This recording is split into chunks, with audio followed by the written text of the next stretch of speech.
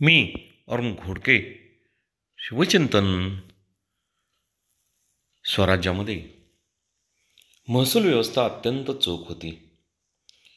शिवाजी महाराजांनी महसूलच्या संदर्भात वसईचा सुभेदार, कल्याणचा सुभेदार, दाभोळचा सुभेदार अशा नेमणुका केल्या होत्या.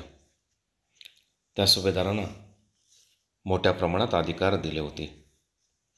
कमावीसदारांची संख्या, त्यांचे वेतन, त्यांना द्यावयाची उचल कमी जास्त करणे, साऱ्या गोष्टी ठरवण्याचे अधिकार त्यांना दिले होते.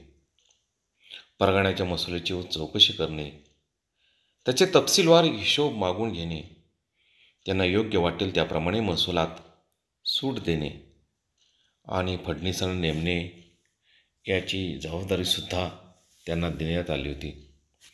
मामलेदार, कमावीसदार हे शासकीय यंत्रणेचे महसुलाच्या बाबतीत महत्त्वाचे घटक होते. त्यांना आपले वेतन, अन्य देय गोष्टी व अवांतर अनुज्ञेय वसूल करण्याचे अधिकार असत. कोकण प्रांत जिंकून घेतल्यानंतर कोकणातील महसूल व्यवस्थेची आकारणी करण्यासाठी शिवाजी महाराजांनी अन्नोजी दत्तो यांची नेमणूक केली होती.